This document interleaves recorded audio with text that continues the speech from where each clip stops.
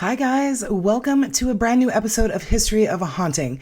This week we sit down and have a chat with Alex Matsuo, author of the new book, The Hamptonville Hauntings, Ghosts of the Trivette Clinic. Ladies and gentlemen, please welcome our new friend, Alex. Hi! Hello! Welcome to our show. Thank you so much for joining us.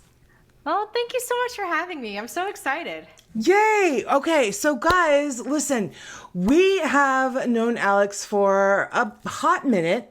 I did meet her at Carolina Cons down in Charlotte a couple months ago. And then Laura had the wonderful privilege of meeting Alex when we were in Gettysburg. So... That's right. Alex and I, yeah, for almost, well, about 5 minutes. With Alex and her fiance were on their way home and we were on our way back. And so we got to meet in person. But Alex is a wonderful, wonderful author and a wonderful, wonderful paranormal investigator. Perhaps you already follow her on the TikTok. So, Alex, thank you for joining us. We do have a lot to talk to you about. And, Laura, should we just dive right in and just belt her with questions? Should we do it? Yeah.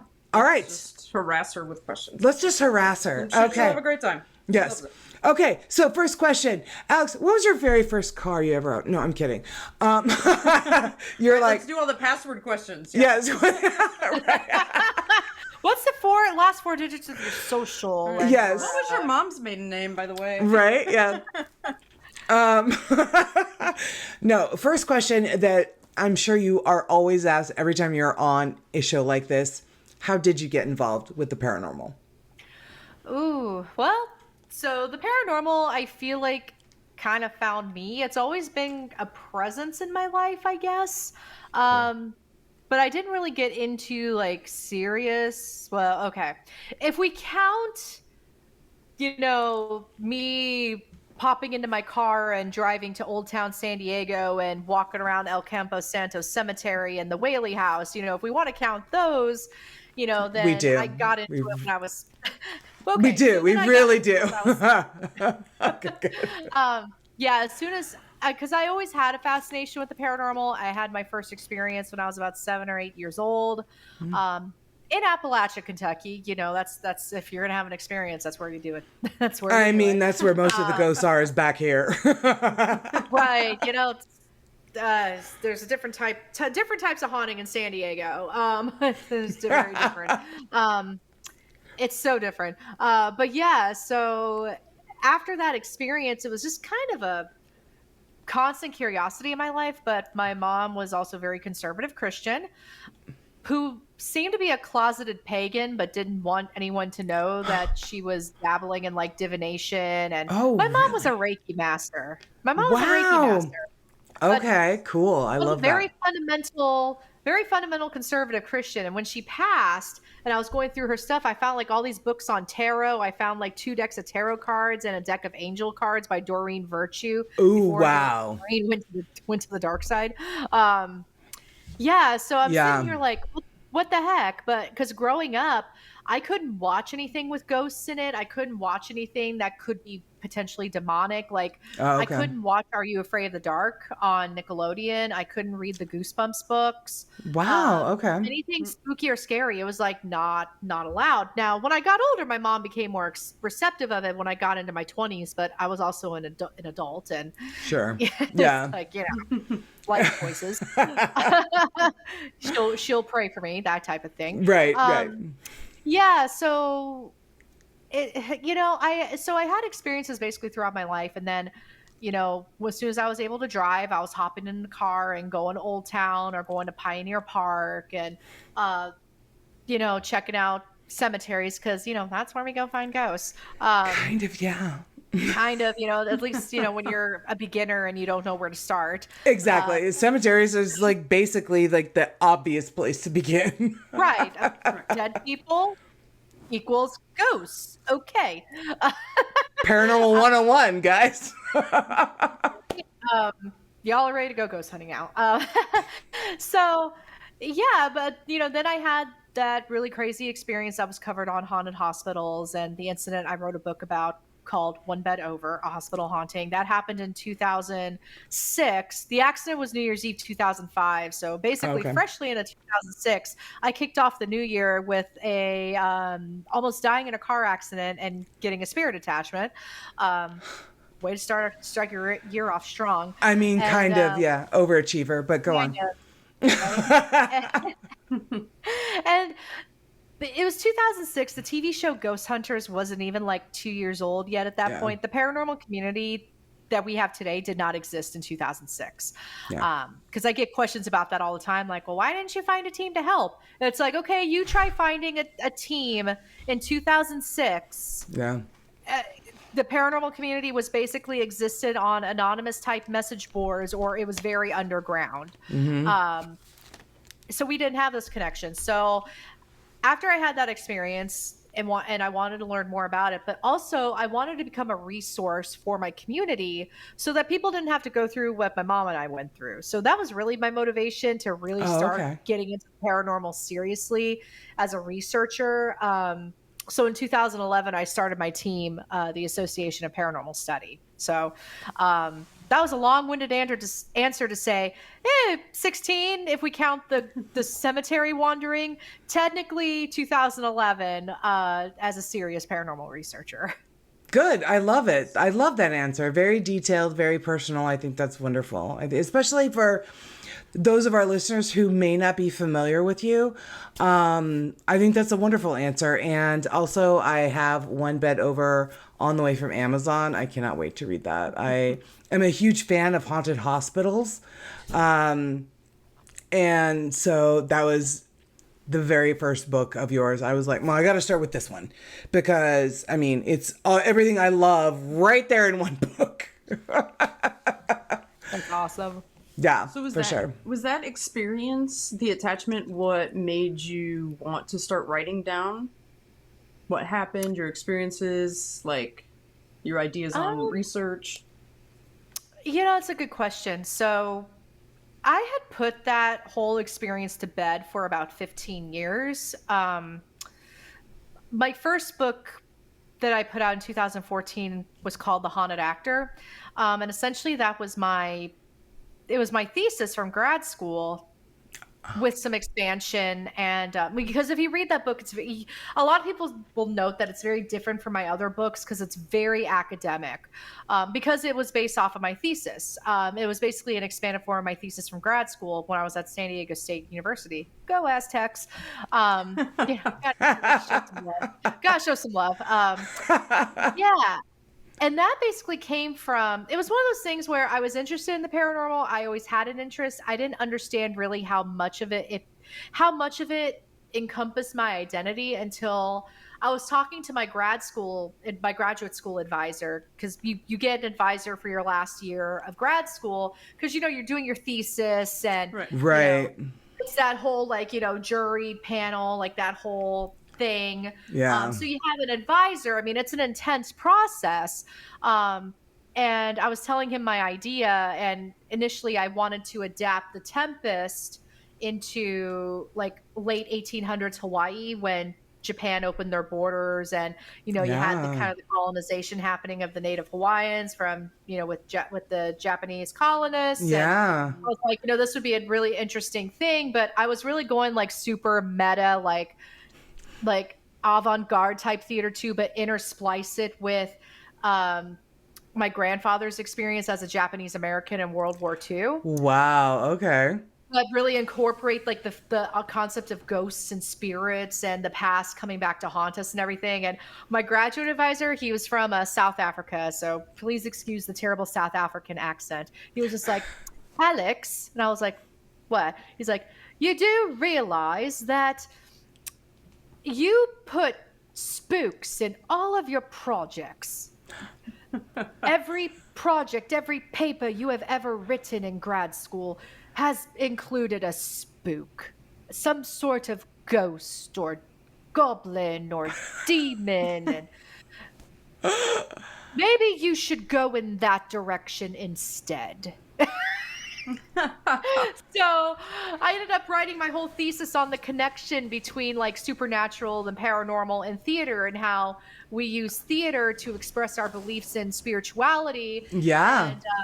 and how basically the very basis of our beliefs from a sociological and anthropological aspect of ghosts and spirits can be traced back to theater. So that's what the haunted actor is basically is. So that just kind of came from, I really want to write this book because I feel like, oh, this is a cool concept. And I can literally, I don't know if you've ever seen those memes. It's like, what can you do a 30-minute presentation on without rehearsal or without Yes. Yeah. That's my topic. And I was like, I should put this in a book. And I had a friend design the cover for me and then, basically put it out there. And that was the first time I was like, oh, snap, I can write a book. I could do this. Maybe I could do this a few more times. And The Haunted Actor ended up becoming so well received, which actually surprised me given how academic it was. I was like, maybe this is me not giving the paranormal community enough credit, because I mean, a lot of the books you see is like they're a lot. It's a lot of fluff, or it's just a lot of ghost theory, and I'm like, no one's going to be interested in this book. I mean, I'm just putting it out for me. Right. It was very well received, and actually, a couple of colleges and universities around the country actually use it for like some of their lower 100, 200 level theater classes, which is cool. So. That is really cool. Yeah, Indiana State is one of them for sure. I would have to go back and look up some of the other ones. That's wonderful. So if you ever take a theater class at Indiana State, you might run into my book. So somehow someone from Llewellyn got a hold of The Haunted Actor. And Llewellyn reached out to me saying, hey, we really liked The Haunted Actor. I did not have the traditional route to publishing, by the way. They reached out to me saying, hey, would you be interested in writing a book for us? And I sent them a few ideas. I sent them a few ideas. Some of it generic paranormal content, but then there was one about this haunted theater in downtown San Diego. And they were like, that one, do that one. So that's when I wrote another book. I was like, okay. That's wonderful. Yeah. So that was when I kind of realized I grew up not thinking I was a good writer at all. And I did document what had happened with the spirit attachment, like in my old diaries, like, gosh, the cringiest thing I'll ever read in my life. And I initially didn't really think to talk about it with people anymore, because after you survive a devastating accident like that, you kind of become like, oh, that's the person that survived the car accident. Right, yeah. Really bad wreck. Mm-hmm. And at that time, the paranormal was still very much stigmatized. So, yeah. And I had friends coming over to visit me every week doing movie nights. And I didn't want to tell them there was a ghost in my house because I didn't want to scare them off. So I never told anybody about it really, except for my mom. Well, my mom knew it because she was living it too. Right. It's an awkward thing to bring up. Oh, by the way. By the way, there's this nasty entity hanging out in our home, but still, please come over for movie night when we turn off all the lights. Yeah, and we just he's sitting right next to you, by the way, and he doesn't like this movie, so just so you know. Yeah. Right. This was not one of the choices he wanted, and we were watching a lot of like musical theater, right? Like Victor Victoria, Little Shop of Horrors, Les Miserables. Like we were watching like staged adaptations, yeah, and, like Sweeney Todd, like with Angela Lansbury, that's what we were watching. So it wasn't like Die Hard or anything like that. Right. So he probably hated our movie choices, right? But I wrote it down in like a diary just to keep track, and then I didn't realize it until after my mom died that she wrote her experiences down too. But I didn't know it until after she passed, and I was going through all of her stuff, and my mom kept every journal she ever had, like since like the 90s. Like she kept it all, and it was the heaviest damn box. And I was like, okay, there's got to be something important in here, and there was. So I had already had that momentum from writing books to, well, what essentially brought on One Bed Over was I had gotten someone from Haunted Hospitals reached out to me. They said, hey, we heard you have a story, because I only told maybe one or two people in the paranormal community. Because my story, and you've read the book, Carrie, it's one of those stories where even if you tell like the most hardcore believer, they could still look at you like, really? It really was. Yeah. And I am a Yeah. hardcore believer, and I was like, Like it's insane, right? It's insane.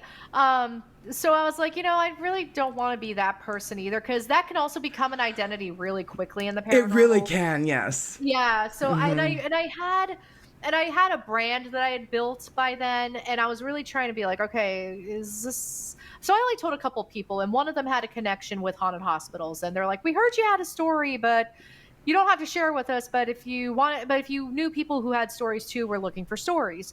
And I was like, yeah, let's give it a shot. Like, yeah, I have a story. I just Yeah. basically said, yeah, let's give it a shot. Yeah. So I met with one of the producers. We talked on Zoom for like 45 minutes, and he was like, okay, well, I took some notes, and I'm gonna talk to the committee and let you know. And I'm like, I didn't think anything was gonna come of it. And literally like a week later, he's like, yeah, we want to shoot it. And I was like, oh, really? Okay. Are you sure? I don't know. Yeah, I was like, it didn't really take place in a hospital. I mean, it started in a hospital, but it didn't end in a hospital. So, Yeah. so they brought me out to Atlanta like a couple months later. I was like 1 month post-op from having bariatric surgery. So I was stopping like every 2 hours to like walk. So I was driving from Raleigh to Atlanta because, we were in the damn. pandemic. They didn't want me on a plane. Yeah. They compensated for the travel inconvenience, which was great. But I still had to drive like 8 hours to Atlanta. So I was in the studio for about 3 hours telling my story. And they said, Really? well, just so you know, this is going to be cut down to about 40 or to about 20 minutes, 25 minutes. And I was like, wow. And I'd been on TV before on a paranormal show, so I know that they could like skew things. And Sure. I mean, they do it for entertainment. It's nothing sketchy. It's just what they have to do to tell a good story. So in the small amount of time that they actually have. Yeah. Yeah, like they need to hit certain points. And I mean that the episode made it seem like the Greek Orthodox woman coming in and doing a house blessing solved the issue. And that's not how it happened. That's not what resolved it. That's my one thing about the episode that I'm like about. Yeah. Other than that, they told my story. They did a great job, but I knew they weren't going to be able to tell the whole story. So that's what prompted me to write One Bed Over. So I basically got my journals, my mom. Well, I had to review my journals and my mom's journals anyway for the episode to prepare. Like, do I have all my facts straight? Like, right. Yeah. It had been 14 years at that point. I'm like, can I trust my memory? Like, yeah. It gets a little tricky to remember that much, like 8 months of my life that happened when I was 20. That's a lot to have to process. Especially stuff that you probably would rather forget. Like, I'm sure that there were like situations that you were like, I don't actually want to remember this. So the idea of having to recall it for this show is not great for me. Plus, just after a major traumatic incident, like, I mean, all of that combined, like, it seemed like it was really hard to keep track of.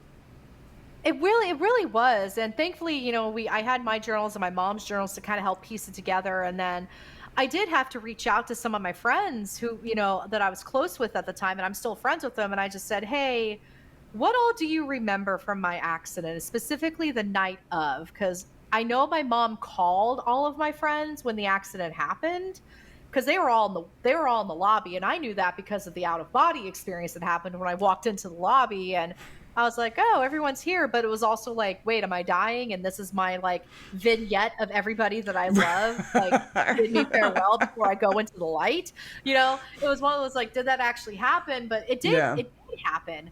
But I had to reach out to all of my friends and basically say like, hey, what do you remember from that night? From that night specifically, but also what do you remember from that period of time? Because are there things that I don't remember? Because I was also on painkillers too. It's right, yeah, So having to piece that together and being able to tell the story as accurately as I could, Yeah, so I really wanted to put the book out just so that to clarify details, questions, try to answer some concerns that could, and then really no concerns have popped up. I mean, That's besides good. the fact that we're all trying to, people are trying to figure out like, well, what if that was a poltergeist? What if that was her processing trauma, or what? Or, like, Yeah. there seems to be team ghosts and team poltergeist now, which is really interesting. Um, Yeah. it's interesting. It's like, oh, okay. I mean, I could see both. Like, I could see it as both, or maybe Well, it's a yeah. combination. Yeah, It's a and combination. So especially with the traditional, or at least the research aspect of what a poltergeist is. Most people tend to already think, right, yeah, most people tend to think it is, Carol Ann and the TV and that's a poltergeist. But from a psychical research aspect, a poltergeist is something very different. A lot of people believe that the Enfield poltergeist had to do with the young girls in the home. So, and we have talked about poltergeists on the show very often because there's a lot of those claims, like you said, in hauntings, specifically in private residence cases.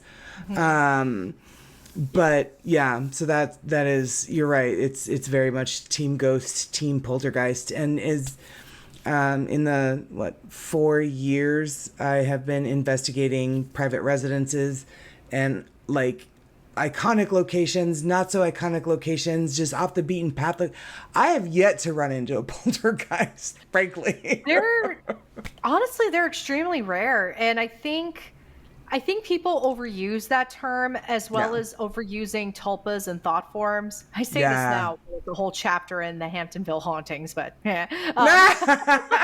Whoops. It's totally called Spoiler alert.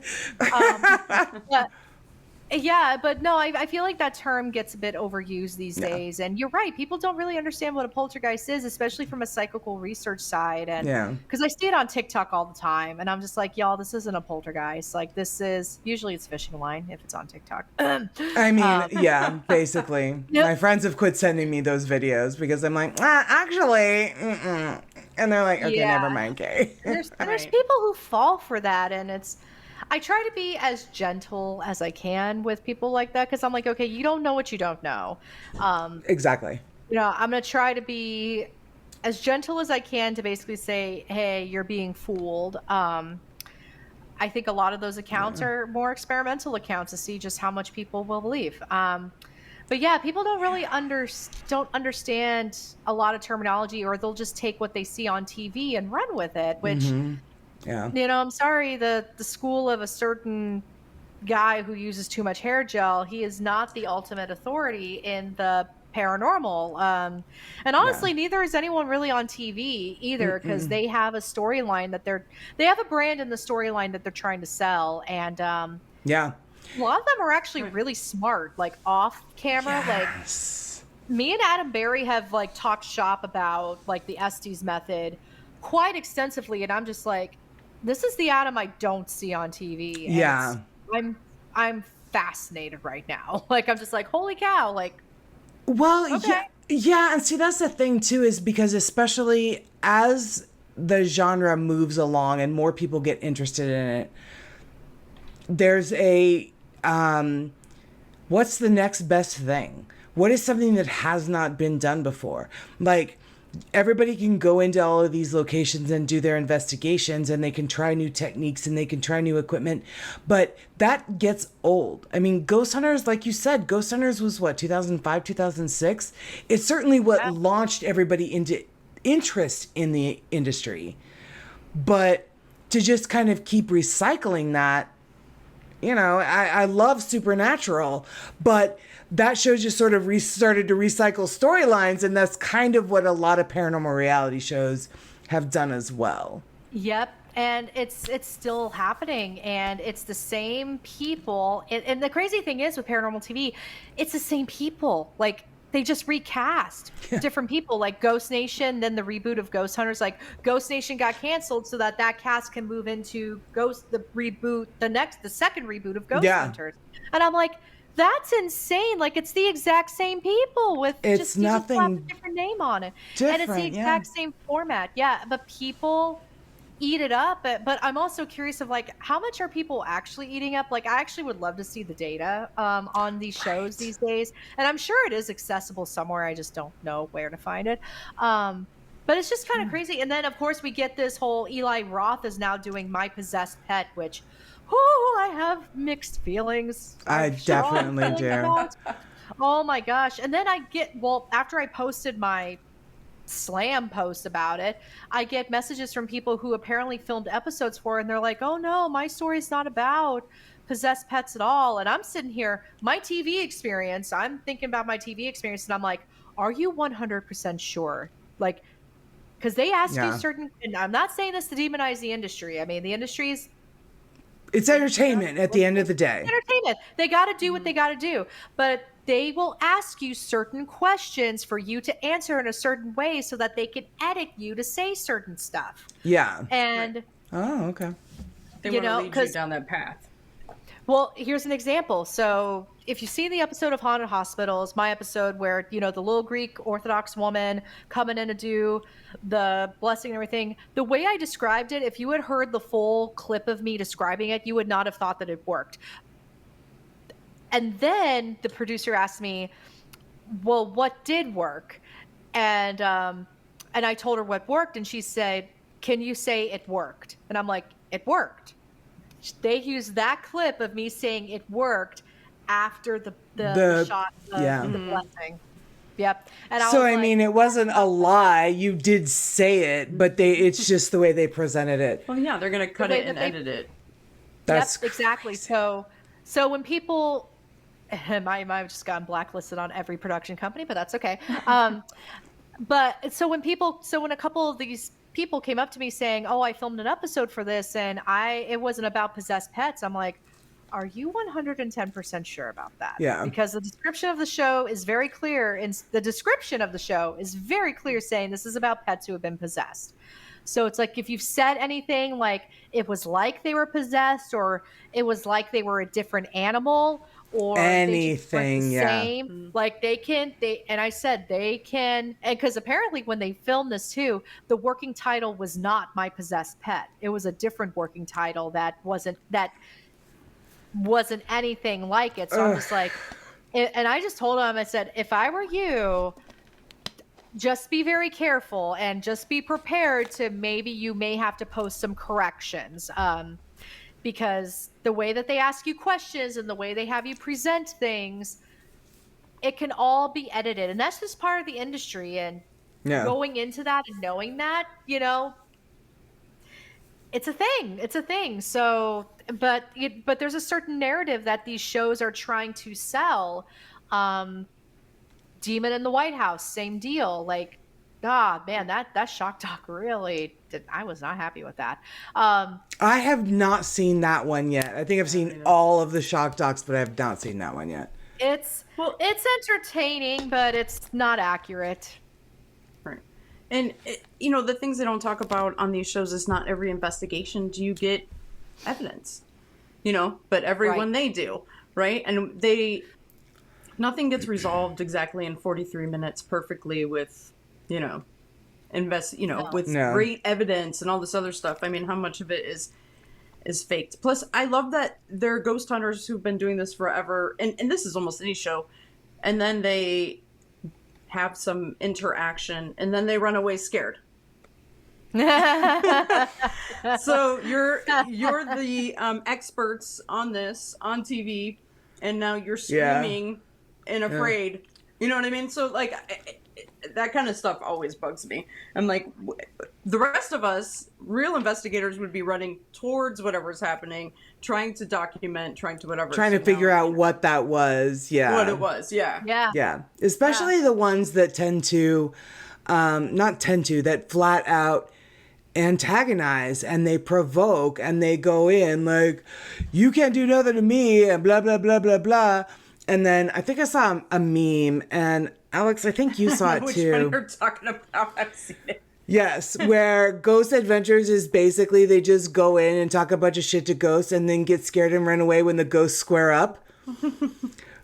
Like, that's kind of, Yeah, that's kind of what I'm talking about. yeah. But we And see our it in listeners are a lot not of surprised the that we're shows. ripping on Ghost Adventures. We do it all the time. But I mean, this Yeah. is something that I've seen in almost all of the shows. Mm-hmm. That Yeah. you have that theatrical and input into this show because you need the drama, right? You need the fear because that's why people are watching it. People love to be scared. They love haunted houses. They love poltergeists. Everybody loves scary movies. They're looking for that thrill. They may not go in and like tromp around an abandoned lunatic asylum themselves, but they love to watch other people do it. 100%. Yeah. Yeah. For sure. That's so you just like answered like 3 of our questions that we were getting ready to ask you. So thank you for that. Basically, one of the questions Laura was going to ask was, let's talk about what filming a paranormal reality show is really like. Yeah. So I mean, it's one of those things where if I get an opportunity again, I don't think I would say no. Now I had to get a very clear understanding for haunted hospitals, especially since I was going to share such a personal story. Yeah. And I didn't know what they were going to do with it. I mean, this is my reputation. This is my life. I mean, I work a 9-to-5 corporate job. Like, Yeah. my work life is nothing spooky at all. I don't get paid to ghost hunt. I make maybe enough money per month for monetization to pay a bill or two. Even then, that's like, I'm living the dream. It's like, literally, it's like the single tear comes in. It's like, I've made it. Right. If you can cover the cost of your investigations, you're like, or at least one, you're like, that's great. Hey.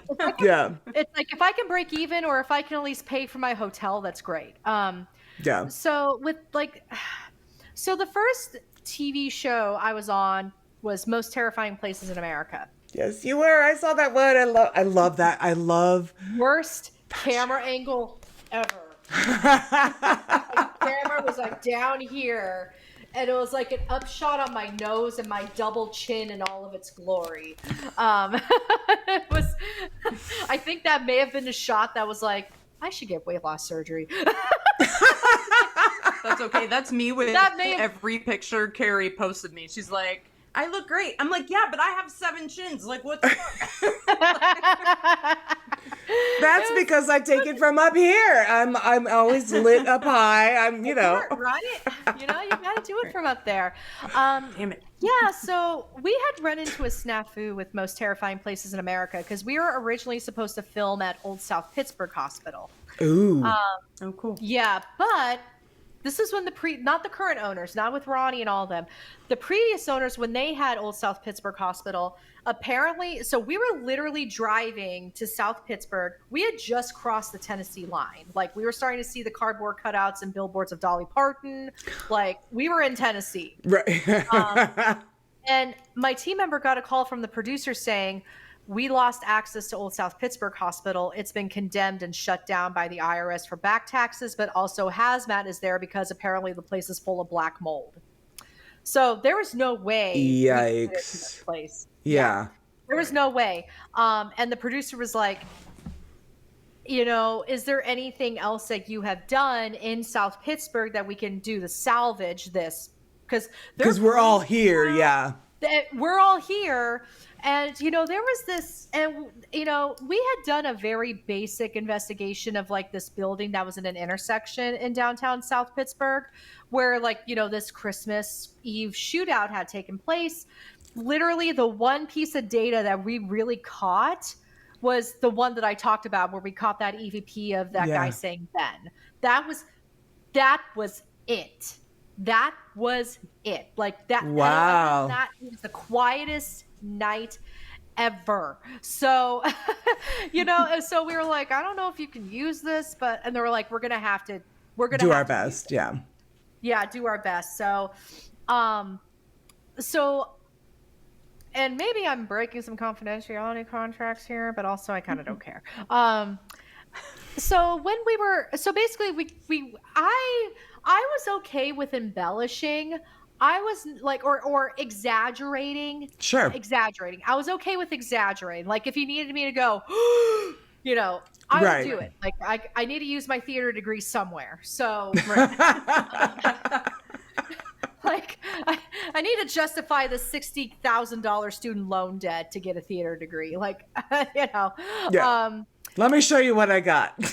yeah, like if I needed to exaggerate or overact, okay, but there was times where we were kind of asked to lie. And Oh. I had a whole breakdown on set. Like it was my first TV gig, and when we were getting requested like, hey, you can make things up if you want to, I broke down in tears. I was just like, this was something that I had wanted for so long, and I thought like this is it. Like this is Yeah. like not that we made it, but like this is a huge milestone in my career.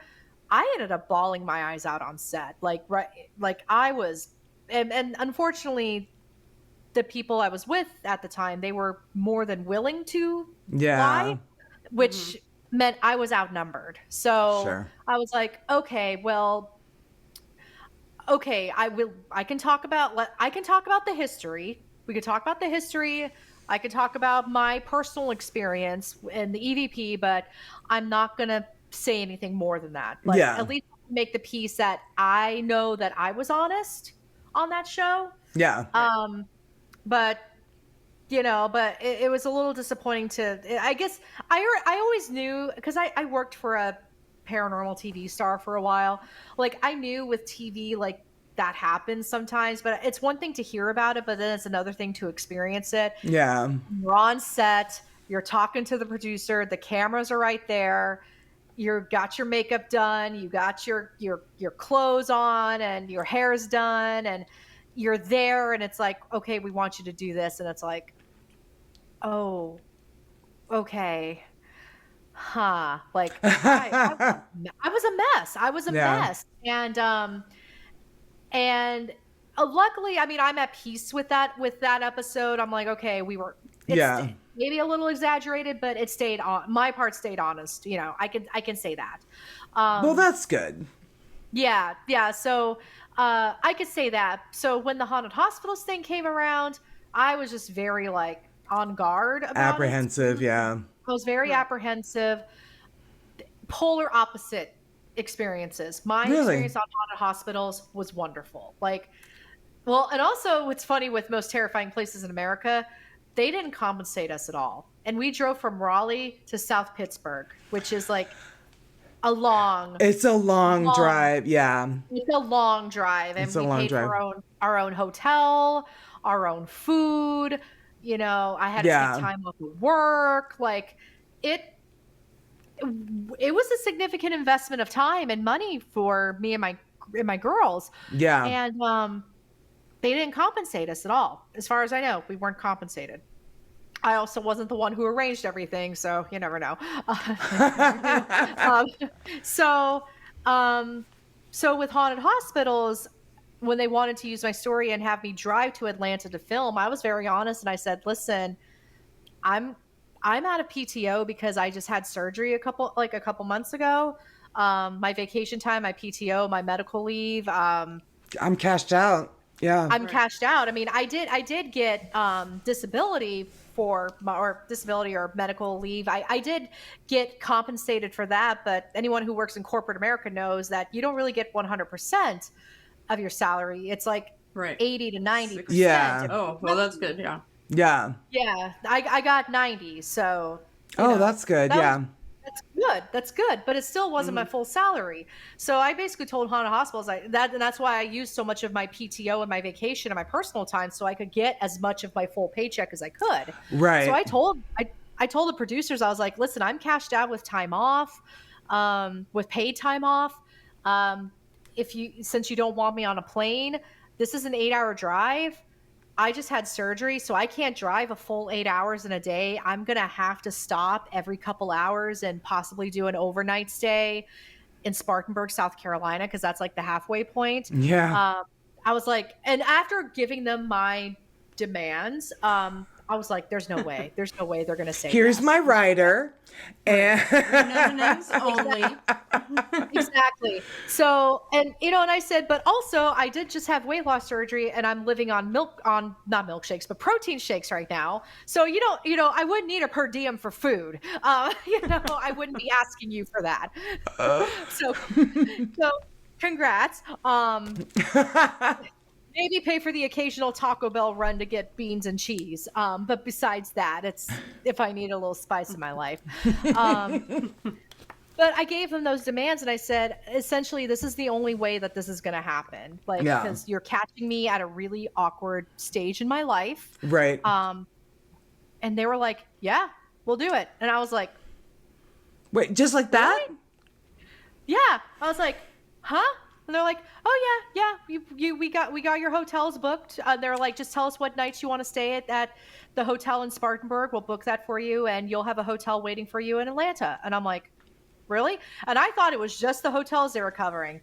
No, after I was done shooting, they gave me a big wad of cash saying, this is for your gas, and while we know you weren't really eating food, here's a per diem for your food as well. And I'm like,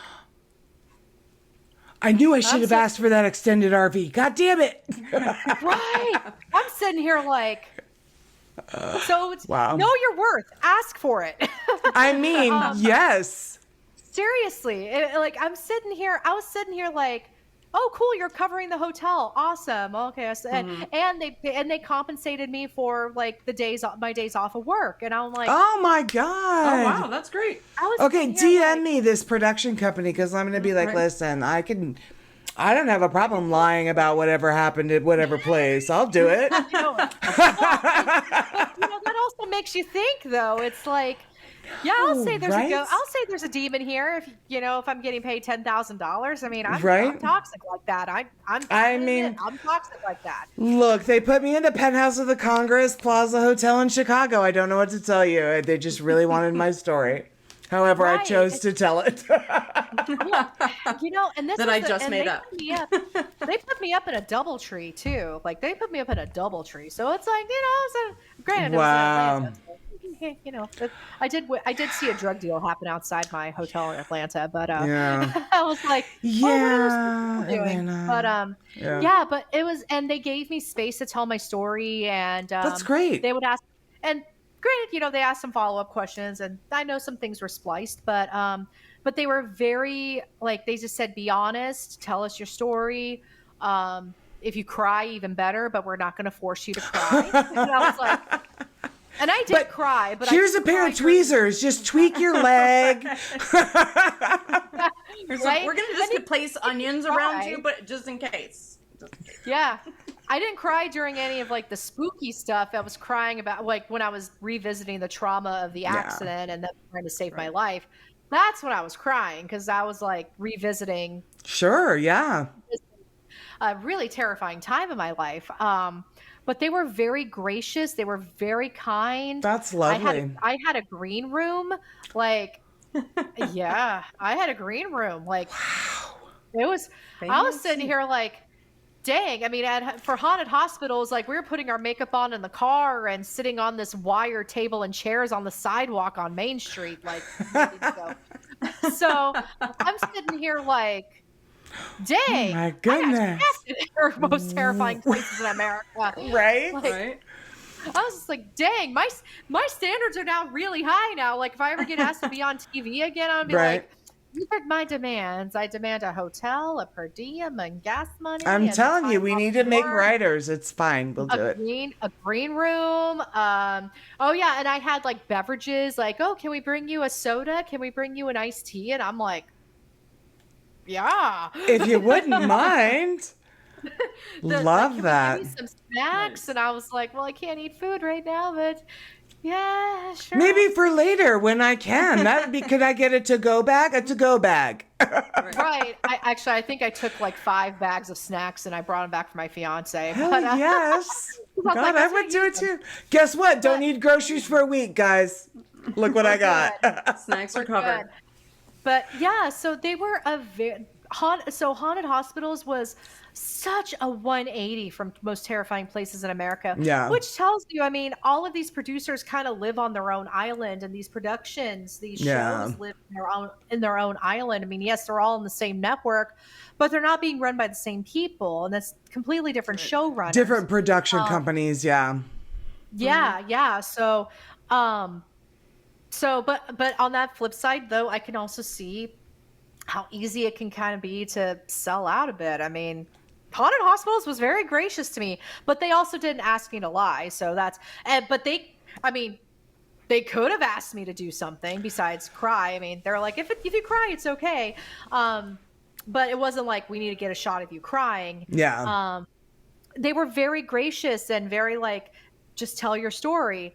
And they were handing me like anything I wanted on a silver platter. Yeah. Whereas with Most Terrifying Places in America, it was literally like you're paying your own way and staying in a sketchy Motel 6 and putting your makeup on in the car and giving like the bare minimum, and we want you to lie. Yeah. By the way, with all this, could you also make a silk purse out of a sow's ear with this story? So just whatever you got to do that, that's fine. I remember that episode because I remember thinking, the first thing I thought was Pittsburgh. Okay, that it's not Pittsburgh. It's not spelled with an H. Well, what is this? But it was a fascinating little story about this Christmas shootout. And I'm like, oh, wow. But with that show, they cover like, what, 3 or 4 scary places, so there isn't a whole lot of time to get too in depth. So I guess I can kind of see where they were like, just make up something or just, whatever. It was literally low bare minimum, like make some ish up. Yeah, exactly. So for folks that want to watch this episode of Most Terrifying Places and Haunted Hospitals, where can they find these episodes? Yeah, so the episode of Most Terrifying Places in America, now they've done some weird revamping, I think, with Jason Hawes, and it's called Most Terrifying in some iterations. Yeah. I just know my episode is called Cursed Towns. I'm not sure what season or episode, but if you look up Most Terrifying Places in America, Cursed Towns, it should pop up. I'm going to jot it down. And with Haunted Hospitals, it's season 3, episode 12. That episode is called They Followed Me Home. And that they did. Man, they did. Dude, you know what? My mom is constantly saying, like, don't bring anybody home. So the very idea that unwittingly, whether you want to, you choose to, you don't,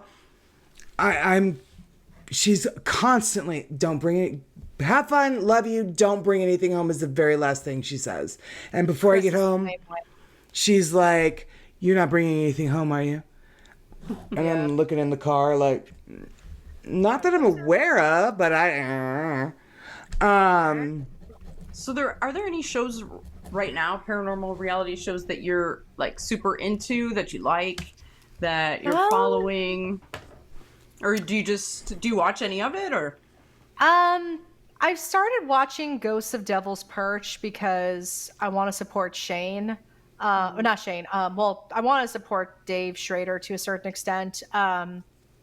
He and I have some tension if anyone follows us on Twitter. But we have a mutual respect for each other. So I'm giving Ghosts of Devil's Perch a shot, and it's one of the better ones, but I also have a very low opinion of most paranormal programming. So yeah. No offense to Dave if you're listening, the bar is still pretty low, but it's higher than other programs. So like, yes. if the bar is this low, Ghost of Devil's Perch is like right there. It is, and it's very pushing it up. It is, yeah. I've been watching that show as well, largely because I'm fascinated by Cindy Kaza and her mediumship abilities.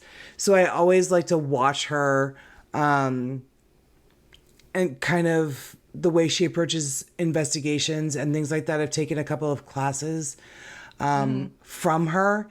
So I have been watching it largely for her.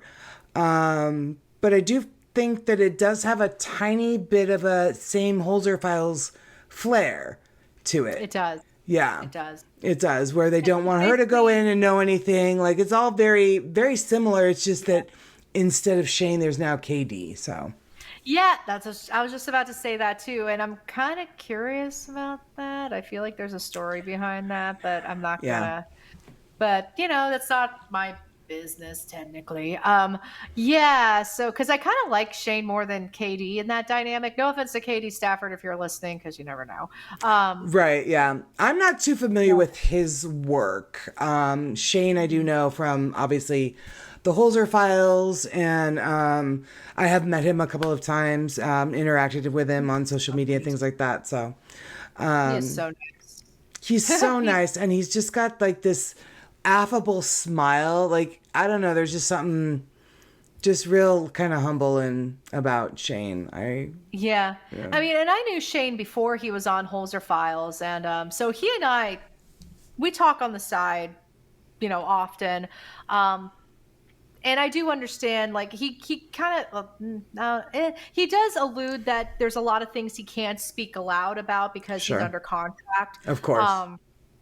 Which, of course, totally makes sense. And again, it's one thing when you hear about it, but it's another thing when you actually experience it. Yeah, for sure. So I do try to be respectful of that, and I understand where he's coming from. But also, it's... Yeah, so he's an ally for marginalized groups in the paranormal. Oh, that's great. He's a quiet ally, but that's because contracts and things. And there's some things he can't talk about. Yeah, I mean, because he's got a weekly show, and it's I don't know as I want to be in that world, Mm-hmm. Yeah. And, Shane's great. Like I said, Dave and I have a little bit of tension, but we have a mutual respect for each other, I'd like to think. That's good. I've watched Kindred Spirits a few times, and let's just say what I see on TV from the cast members, I don't see that reflected off camera. Okay. Which makes it hard to watch Kindred Spirits for me. Oh, that's a bummer. Yeah. So are there any of these shows that you think are getting it right as far as paranormal investigation or how that's portrayed, or? If anything, Kindred Spirits might be the closest. But like I said, I do have a hard time watching that show just because of the cast off camera. Yeah.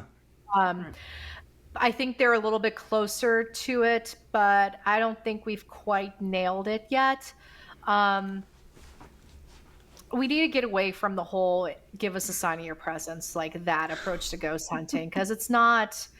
And this is something I mention about in my book too. It's like we don't get in the Hamptonville Hauntings is a lot of the interactions that I had with the spirits at the Trivette Clinic wasn't from give us a sign of your presence or move this ball for me or knock for me or let us know that you're here. That's not how I got responses. It was treating them like people and, just having, I'm neurodivergent if anyone can't tell yet. So social interactions are a little awkward for me sometimes. But even then, it's like just talking to people like they're people that were living, dead or alive. Just have a conversation. Just have that conversation and not be so trauma based. That's a big one. A lot ghost hunting practices are very much trauma based. Yeah. And we need to start moving away from that. And these TV shows won't do it. I say they won't do it. I don't mean to speak in an absolute. I just don't have a lot of hope that they're going to ever veer away from that because trauma-based ghost hunting gets attention, it gets views, it keeps people interested. Yeah. So, I'm going to tweet that later. So your approach is more just to go in and start talking? Is that what you would do is kind of, do you do a lot of Estes, or are you doing it that way? Or are you just going in and talking, kind of doing like an EVP or... That's a good question. Yeah. That kind of stuff. Yeah, so we'll go in there. I kind of do it more. I'm a feeler. I'm not a psychic medium. I will tell people I'm about as psychic or as about as of a medium as a hot pile of wet garbage. Wet kerosene that Same. needs to be lit aflame. But I can feel things. Like I can feel. I think this just comes from my theater training and being able to detect tension really well, because in theater there's a lot of tension, and it's like, oh, I know this feeling. I haven't felt it since my parents separated. Just kidding.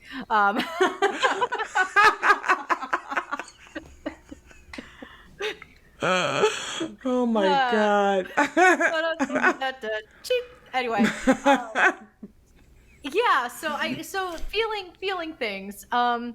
So it depends. Like a lot of times what I'll do is just start off like introducing myself and saying, "Hey, I'm Alex." And like at Hillview Manor, I was saying like, "Oh, I came from Arlington, and I heard a lot of wonderful things about this building and all of you, and I'd love to hear your story." And like just like when you're meeting someone for the first time, and Right. basically but also give them permission of like, if you don't want to talk to me, that's okay. I'm not gonna be mad.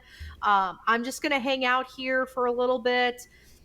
Feel free to let me know that you're here, whatever you would like to do. And if I'm in like a room that's like that had a specific purpose, like at Hillview Manor, I was in a room that started off as like a cafeteria room, but then it turned into a hair salon.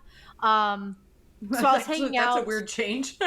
It was a very weird change. But it had like the basins and everything for, for people to get their hair washed and cut.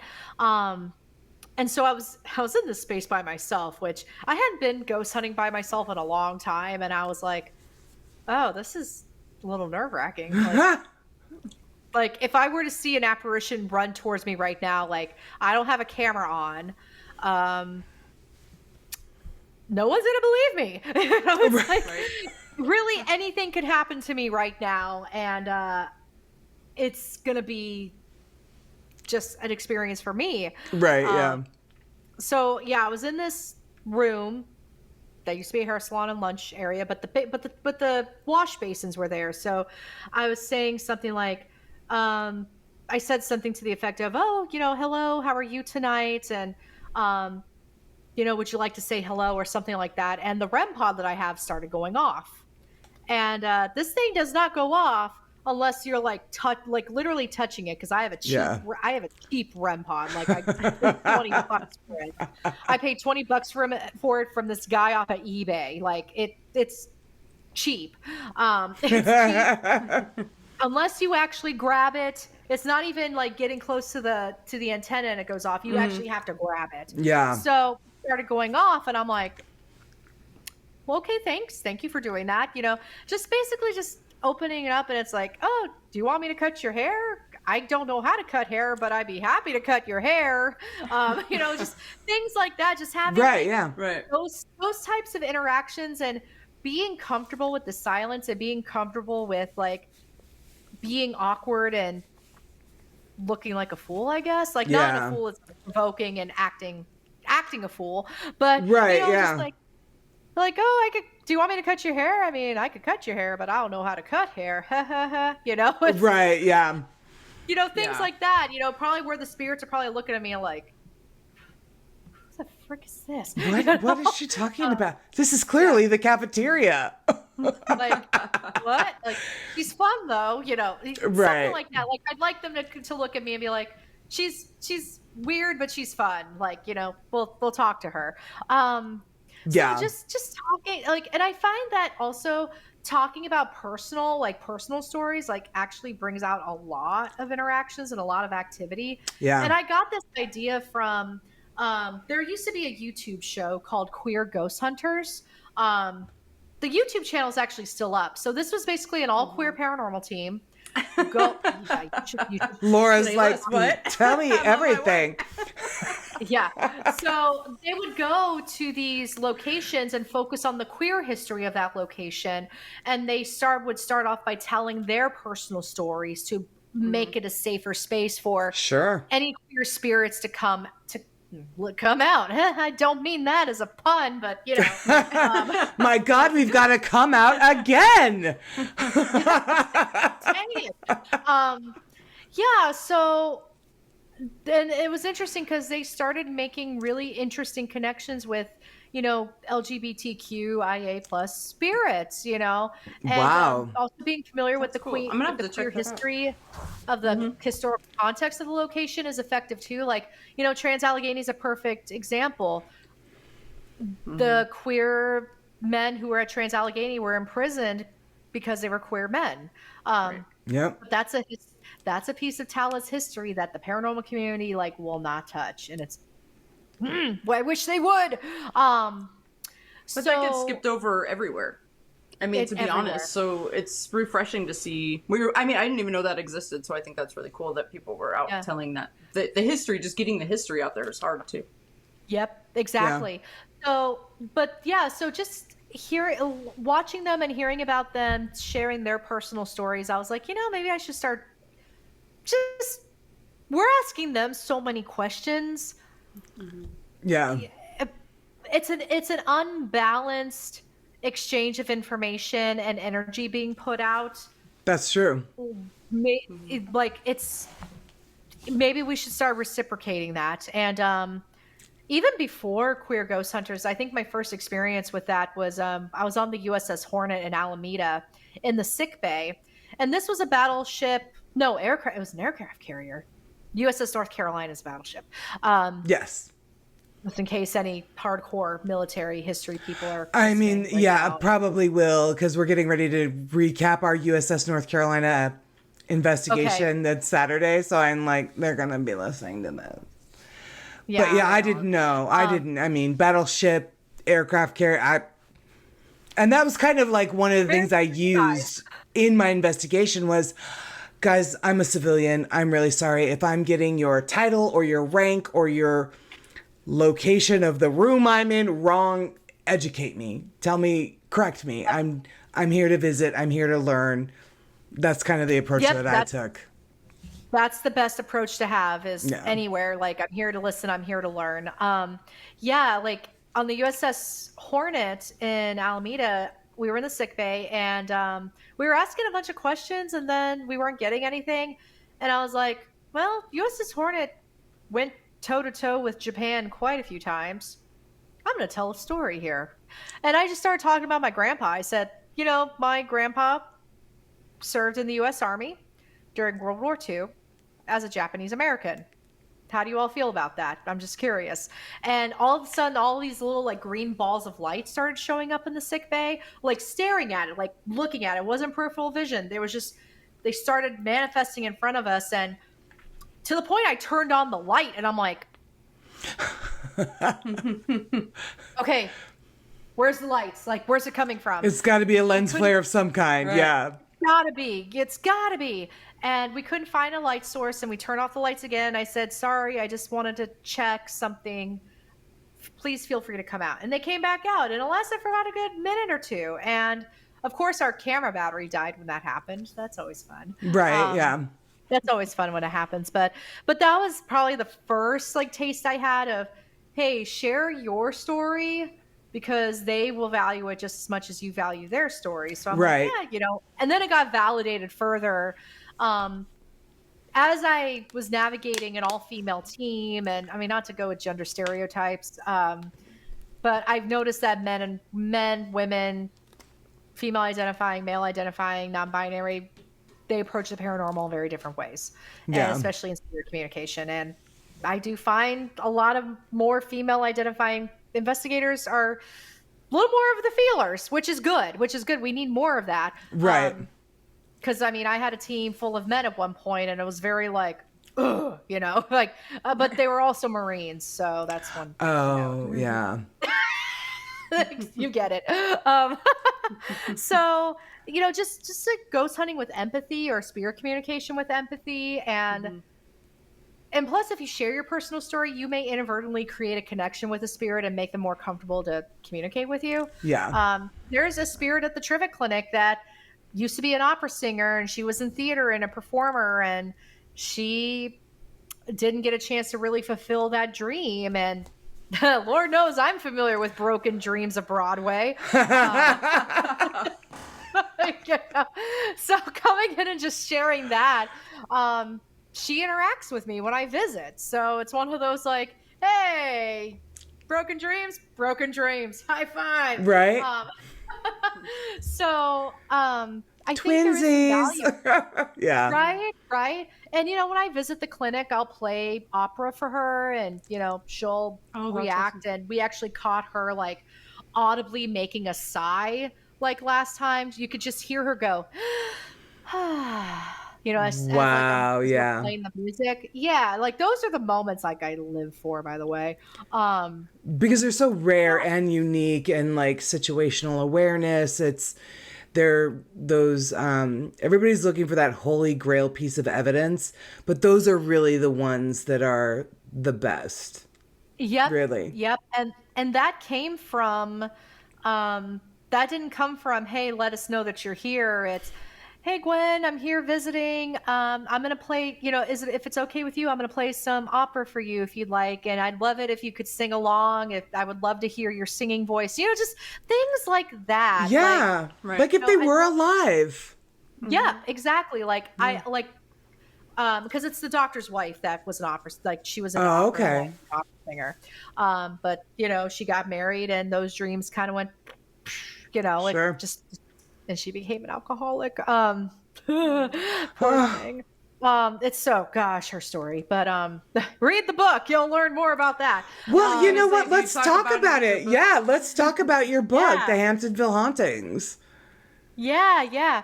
Oh my gosh, the Trivette Clinic. I mean, Carrie, because I was like Trivette Clinic at Con Carolina. Yeah, Con Carolina. She was like, "Listen, you've got to go here." And so then we looked into it, and man, we are all waiting. We just cannot wait to go. We just can't wait to go. Yeah. You're gonna love it. It's a very small location, though, right? It is. It's about 1,900 square feet. Okay. I mean, this was literally like small. I mean, it's the size of a house. I mean, it's a small town. Sure. It was a small town clinic, very innovative and very progressive for its time. Like Dr. Trivette had X-ray machines. He was delivering babies, taking out tonsils. He had a whole dental thing in the basement. Yeah, like that scares me a little. Yeah. Dental anything. I mean, he could be like the king of dentists, and I'm still like, no thanks. Yeah. That's his brother was a dentist and had his practice in the basement. Okay. Yeah. So, so this is a place that really means a lot to me. Like I've been investigating this place since 2018. When I was living in Raleigh, I mean, I was going quite often. Really? Until the pandemic, and then Sure. basically didn't go back for like a year and a half, which was sad. But the Tennessee Wraith Chasers started investigating the clinic, and then some of these ghost tourism companies, like Sure. Ghost Hunts USA, and Yeah. they were starting to have their eyes on it. And I started talking to some people who, I actually helped out with their ghost tours last November. Oh, okay.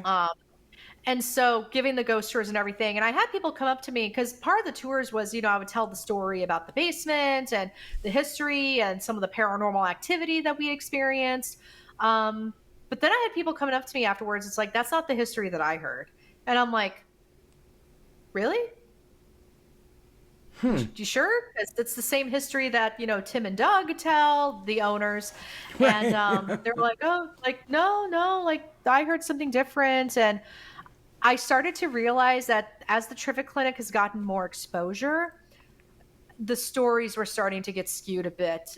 Maybe some of it for the purpose of selling tickets to an event. Okay. Not every company that was doing an event at Trivette Clinic was doing this, but there was one or two. Like I was hearing things like there was a brothel in the basement, which no, there wasn't. There was never a brothel in the basement. If the locals did not tell me or confirm this, and I can't find anything in the papers to confirm it, I don't think it happened. Because the locals are very vocal. The locals are very vocal in that area, and and they've been brutally honest with me about the history of the clinic and what they know, because these are people whose grandparents or parents were born at that clinic. Yeah. Or their aunts had their tonsils taken out. I mean, because that was a functioning hospital from 1932 to 1938. Yeah, 38. Wow. Okay. So, which wasn't that long ago. Yes, it was 90 years ago, but that's somebody's great grandparents, or that could be somebody's grandparents, or even parents. Yes, they could still be alive. Yeah. Yep. So this area, this area was very much, is still very close knit with the community. So I was starting to realize that the stories were getting changed a bit, but also I was getting really fascinated because everybody seemed to have similar encounters, but also drastically different encounters. That's interesting. And I was like, okay, well, I want to do a deeper exploration into this. And so I really wanted to write a book about the Trivette Clinic. So I got the owner's blessing, and I just started diving in, and I started realizing like there's so many layers to this haunting, because the Trivette Clinic has worn so many hats. Okay. It started off as a clinic, small town clinic hospital. Again, babies were born, tonsils were taken out, x-rays were done, teeth were worked on. But then after Dr. Trivette died, Gwen, Mrs. Trivette, tried to keep the clinic going for about another year or two. Didn't quite work out.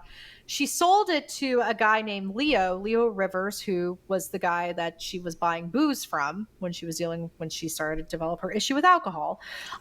Sold it to Leo Rivers. Leo Rivers, I couldn't find verification of a supper club, but it was known that there was a supper club happening in the basement, and then there was a detox center happening on the first floor. So, wow, all right, basement, yeah, stomach pumped upstairs. Yeah, and I also found out that there may have been some selling of illegal whiskey and moonshine and harder alcohol at the clinic as well, and that was new information that I found out. So after that, then it became a nursing home, and that got renamed like two times. So, okay, so now you got hospital, supper club, detox center, nursing home times 2. Okay. Then after that, it was bought by the Campbell family, who basically renovated it and turned it into a residence. So they lived there. No. and they opened a nursery, like a plant nursery on the Oh, thank God. I was like, stop it. Yeah, it was a plant nursery. They opened a daycare center.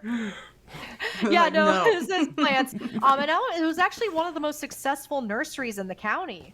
Yeah, so it was a residence for 2 decades, and then the parental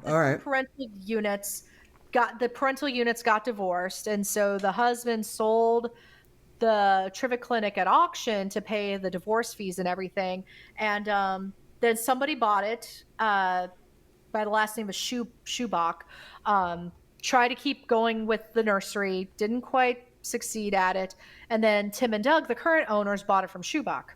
So you had the hospital, the detox center, supper club, nursery times 2, a residence, and then a plant nursery.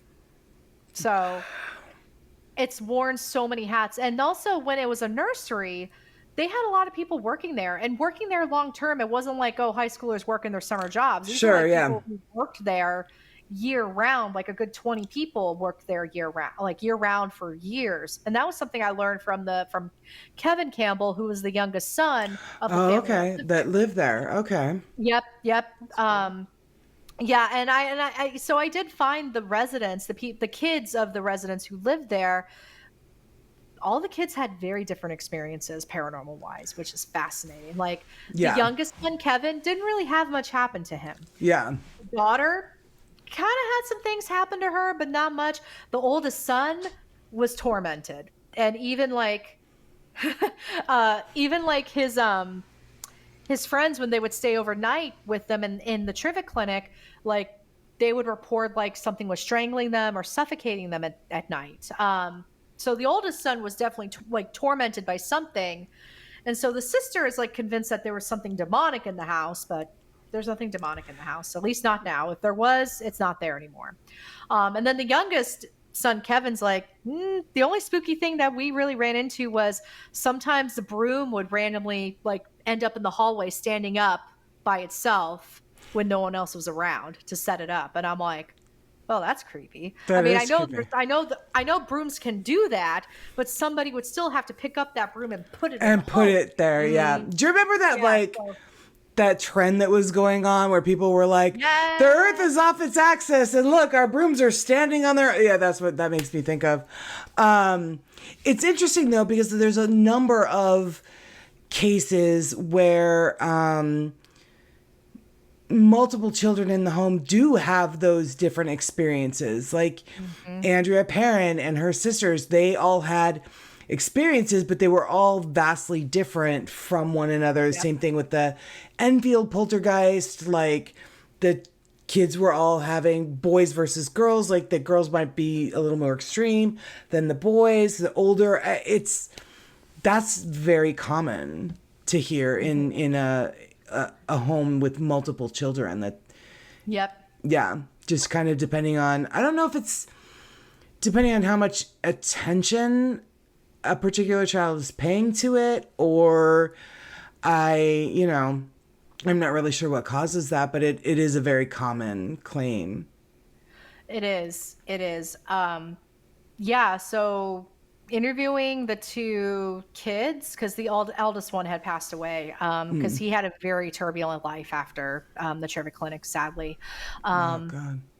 Yeah. So, and well, the interesting thing about the clinic too is there's so many layers to the haunting that it's hard to pinpoint who is there, but there's also a lot of creepy synchronicities with the Trivette Clinic. Like, so there's a room in the Trivette Clinic upstairs. One room used to be the surgery room, and there's actually still a blood stain on the floor that you can see. Cool. Oh, little baby. Okay, sorry, I get I know he is the cutest, sweetest cat, but he is trying to take over the demanding. Show. He's pretty demanding. Yeah. He decides when he gets pets. Recording be damned. I think we have episodes where you can hear him purring in the background. We also have episodes where you can see his butt. Well, that's amazing. Yeah, it's like, look at my butt, everybody. Thank you. Bye-bye. He's YouTube famous. So is his bubble. Nice. So it's hard to diagnose the haunting at the Trivette Clinic because there's so many layers to it, but also there's a lot of spirits there that people, including myself, have had interactions with that I cannot trace. Oh, okay. Meanwhile, see, they could tell each other was around, right? Oh my God! Oh, she's dead. I just have dogs and they're loud, so the door's shut. Yeah. So it's hard to pinpoint, but I've had interactions with these spirits that I'm like, I don't have any record that you existed. Which is like, okay, so where did you come from? Interesting. And then there's popular spirits that I have never had interactions with, but other people do. Like one of the spirits that's across from the surgery room is named Vicky. However, the middle daughter of the Campbell family is also named Vicky. So I'm like, okay, so why? How did this happen? Yeah. Like, is this like we heard the name? Maybe someone heard the name Vicky, and that's how the name became what it is. But also, like, is it something? Real life Vicky thinks it's a spirit mimicking her that is in the Trivette Clinic. I don't like those ones. Never a fan of the mimickers, the ones that mimic. There is one of my theories. Spoiler alert! One of the theories in my book is that the Trivette Clinic is. So I present a whole bunch of theories and like what could be causing the hauntings at the Trivette Clinic. One of them, not saying it's the explanation, but one of them is that there's a trickster spirit there, almost like a Loki type of spirit. Because also there's a room down the hall from Vicky's room that has a wardrobe that's believed to be haunted by the spirit of a little girl named Emily. I didn't know this until I interviewed one of the first investigators of the Trivette Clinic. She has a daughter named Emily. Oh. So, yeah. So I'm like, That's too coincidental, I think. Mm-hmm. That's kind of yeah, weird. it's almost too coincidental. Yeah. And the Trivette Clinic is believed to be haunted by over 70 ghosts. Part of me kind of believes it, just because the activity, a lot of it there's consistent things with the clinic, but then there's more inconsistencies with the clinic. And with everyone I interviewed, I believe they had the experiences that they told me about. Sure. I didn't sense any deceit or ill intention. Like, they all believe what they had experienced. And it's hard, and like I said, it's hard to pinpoint exactly what's causing the hauntings. And also, I mean, there's a whole possibility that, because I'm also like, well, where are these spirits coming from? Because Trivette Clinic also has a tendency to collect spirits. Like, people send them haunted objects. Like, the wardrobe was sent to them, and Emily was attached to that wardrobe. They got a doll that came from the orphanage in Gettysburg. And I'm not going to lie, when I found that out because of my negative experience at the orphanage in Gettysburg, I was like, oh, hell no, keep that doll away. Nope. Just not dealing with. Number one, dolls. 2, Gettysburg. 3, orphanage in Gettysburg. We covered that location in our episode of Gettysburg, and nope. Rosa Carmichael is not a spirit to mess with. She's the one that scares me. Like, that's it. That's it. Because people ask me, like, well, what are you scared of? I'm like, Rosa Carmichael and the orphanage in Gettysburg. And I went 3 times this year. Yeah. 3 times. I went 3 times this year. 3 times. So would you say that is the scariest location that you've investigated, is the orphanage, or is she just the scariest entity? She's the scariest entity. She's the scariest entity only because, and I don't even know if that's like the spirit of the Rosa Carmichael. Yeah. She could very well be, here I go again. She could very well be like a egregore, a thought form, or a tulpa. Sure. I have also heard from a couple mediums that it is Rosa, but because of her actions in life and how she treated the children and just how people have treated her in the afterlife, she's kind of morphed into this more of a creature than a human spirit, and which is a very Native American approach to spirits, and even Japanese. Even with Japanese ghost lore, that's a very Asian Japanese context. Yeah. Specifically with not Juon. Oh my gosh, I just talked about this a couple nights ago too. But if someone in Japanese folklore, if someone passes away while experiencing great trauma, it's not necessarily them that comes back as a vengeful spirit, but it's like that trauma manifests into a spirit of its own. And that looks like them and has their and it looks like them behaviors. Yep. Okay. Yep. Wow. Yep. That's terrifying. And I think that could be what we've called Rosa at the orphanage, because a lot of trauma happened in that place, and it's possible that so many terrible things happened there. And there's some creepy things underground in the church side of that building. Pretty sure there's a couple bodies in there.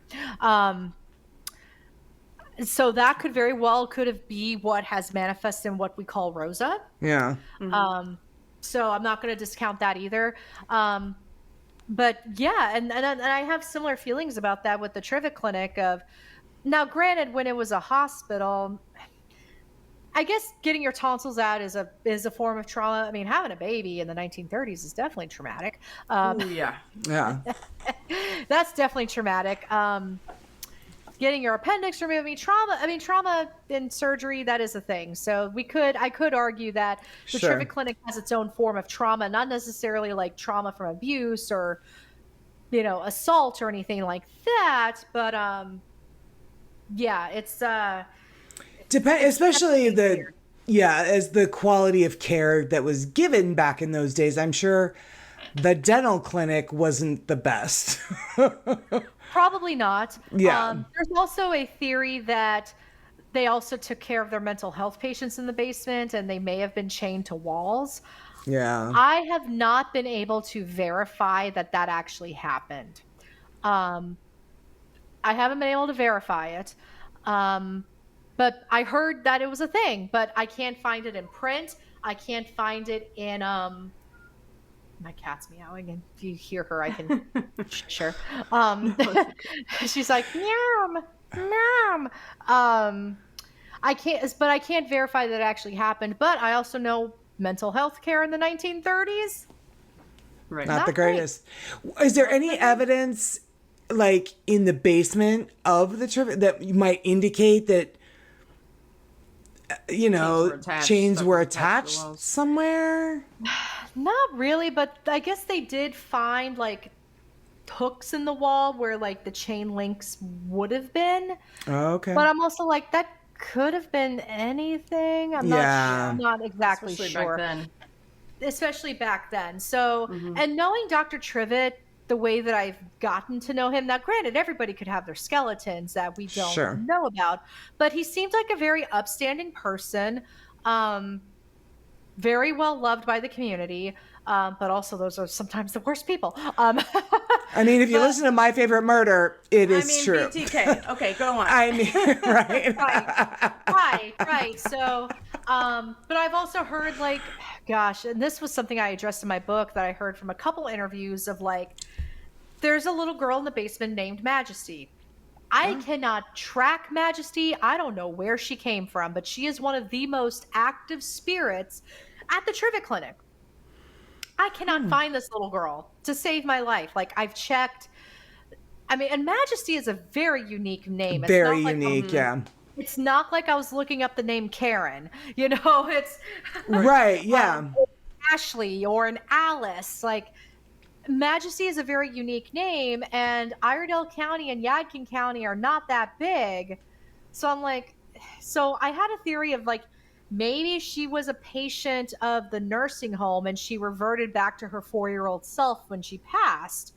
That's possible. But also there's a theory that Majesty was the result of a back alley abortion that Dr. Trivette performed. I have a hard time believing that because Dr. Trivette was a very hardcore Methodist. At least abortion that we would, I guess that mainstream people would understand abortion because like this whole sinister, like, oh.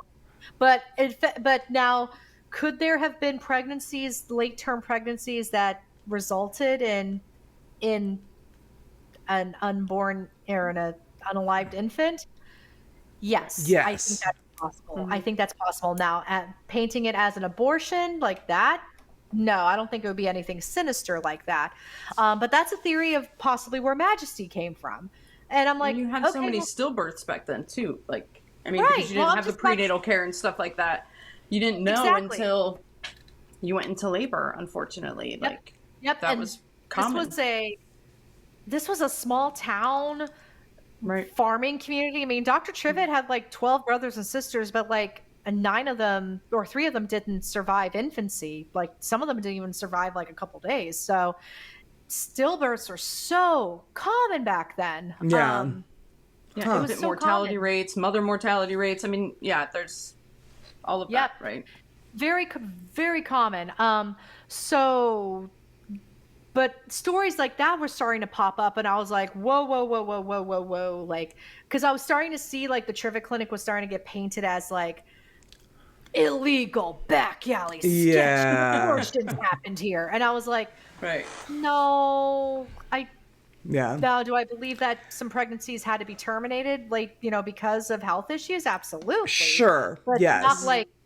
not like Dr. Trivette holding, like, a coat hanger with and laughing maniacally, like, no. But I was seeing that's what was happening, so that's actually a big reason for like why I wrote the book. That's great. Like, okay. I need a baseline. I need to baseline some things. But yeah, so it's really that place is very complicated, like, but that place is also very comfortable. Like, Really? hopefully I'm not giving you too much of a bias, Carrie, before you go in there. I probably am. No, not really. I think it's actually the way that you're describing it is utterly fascinating. And you're painting a picture that literally any kind of experience can and likely will be had Yep. there, Yep. which is wonderful. Yep. And I find the place very comfortable. I feel comfortable being there by myself. Like, yeah, I might get a little spooked because I was like, well, Majesty's going to manifest and show herself right in front of me. Me being by myself would be it, and I'll piss my pants, and it's fine. Seeing a 4-year-old child manifest in front of me, I mean, kind of, yeah. yeah. It's one of those things. It's like, it's okay to be scared. It's okay to be a bit freaked out. When that REM pod was going off at Hillview Manor, I was like, yeah. I was like, okay. And I'm by myself. Great. Stay with it, Alex. Keep it together. This is what you do. Right. I think we all have those moments too. Like, just, I don't know. Like, you get kind of weirded out. And sometimes it's because something's happening, and sometimes it's just because it feels fucking weird. And yeah. Yep. But Trivette Clinic, like I said, I feel comfortable being there alone. Now, depending on the room. Now, there is a spirit that hangs out with Emily. It's an older gentleman. His name is David. He's a grumpy old man that hangs out like in there. He doesn't like women, but Emily, apparently he calmed down after Emily started haunting there. But if I go into that room and I don't say, "Hey, David, I'm just here for like a minute," like I will feel like something is up on me. Like really? Saying, get out. What are you doing here? Get out. That kind of thing. Like, I don't get anything malicious from David. It's just more of like, I don't want you. I don't want you around. Yeah. Which that's a mood I can relate to. So I mean, kind of, yeah. Oh, believe me, so I gotcha.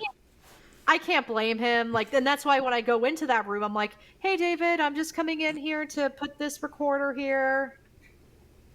Yeah, if you want to talk to it, great. If not, that's perfectly great too. No hard feelings. Yeah, so there is a spirit there in the surgery room. His name is Philip, that was there when it was a nursing home, and that room was his room. Oh, okay. He doesn't like it when you sit on his bench. Like, he'll make it very well known, but he's also very known for deadpan humor. But Philip has also been painted as a trickster a bit, and I'm like, I have never experienced Philip as a trickster. Deadpan humor, yes, because we were doing Estes method in there, and one of my psychic mediums was doing the Estes, and I was in the room too, and I said, I'm just with Trivette Clinic, I can't really make any assumptions. Like, I can't assume that Philip is in the room all the time, Right. And I was saying something to the effect of, "Hey, hello, it's me again. It's Alex. I have some friends with me. Here to chat, here to talk if you'd like. If you're here, let me know your name so I know who to address, and we'll get started." And immediately she says, "Philip," and I was like, "Hey, Philip, how are you?" Dead. I'm like, okay. Still dead, huh? Nah, that's a shame. I know. Yeah, literally, I was like, okay, thank you, Philip, for that. So that's my overall experience with Philip. Is straight, old man, deadpan humor, just a bit like try to be funny, but he is funny sometimes. But some people will like get more of a trickster vibe from him, and he's more playful with them. And I'm like, isn't he playful with me? I'm excited. I cannot wait to go and check this place out. And it's not far from here. It's over over by Winston? Is it up by the West Virginia border? It's closer to Winston-Salem, so you're looking at about 30 minutes away from Statesville. Oh, okay. Okay. Yeah. So I stay in Statesville when I go to the Trivette Clinic. Unless it's winter and all the bugs are dead, then I'll actually sleep there. Yeah, God, I can't wait for that. A woman after my own heart. Like, no bugs. I'm out. Like, I could deal with the ghosts, the bats, like no roaches. I'm out. Trivette Clinic does get its share of bugs when it's when as soon as spring hits, spring and summer, because it gets very humid in that area. There's lots of bugs, lots of mosquitoes, a lot of spiders. But depending on the time of year, I will sleep overnight at the Trivette Clinic. You know, why not? I've had some ooky experiences in the basement sleeping in there because that's like the most climate controlled area of the house. Mm-hmm. There is no, good to know. No central air. There is no central air in that house. Okay. Yeah, I mean, they will put like if you go in the winter, they will put like Tim will put wood in the iron stove in the basement, and that heat will go through the vents. Okay. But that's about all you're gonna get. So you know, I was there in November, and I was wearing like long johns and 3 jackets. It's because it got cold. Wow. All right. Yeah. So you know, but it's a fascinating place. You know, people who read my book ahead of time, I'm hoping that gives them some ideas of some things to do at the clinic besides like the age old like. So Majesty has a ball that she likes to play with. Well, several balls that she likes to play with. If you put the ball in your hand, I cannot. Okay, explaining this is going to make it sound like it's the biggest sham ever, but once you experience it, people get it. So if you put the ball in your hand, she will move the ball off your hand. Not all the time, but she'll do it. There's a difference between like the ball moving and, you know, your own, right. Yeah. Right. With Majesty, it's the weirdest thing. Like, I feel like I can actually feel the ball getting squeezed and lifted up. It's the weirdest thing. And sometimes I'll be a jerk and I'll put my hand up this way and I'll say, okay, Majesty, get the ball up and over my hand. So I'll hold it. I'll hold it like this, just to, you know, do that. Because if I do it like this, then it's like, yeah, okay. It's real easy. Yeah. Hand, Alex, but no, I'll do it like this, and we have video of like the ball creeping up my hand by itself and then going bloop, just going over, and I'm like, cool. That's awesome. You know? Yeah. Majesty, and granted she's 4 years old, so we're like, yay, Majesty. It's like being a preschool teacher all over again. Right. Could Majesty be a young black girl? Okay, so it's funny you mentioned that. So as far as we've been told Majesty is white, but there is a medium, a couple of mediums have picked up a little black girl hanging out in the back of the basement where Majesty hangs out. And apparently her name may be Sonia, but there's also a little boy that haunts the basement too, and his name's Jimmy. So we got like 3 kids that we're like trying to figure out. But apparently Sonia doesn't come into the basement all the way because of her skin color, and she wasn't allowed to be in the space. And okay. But it's funny you mentioned that, because I've also have been wondering if I do address the misidentification of spirits. Sure.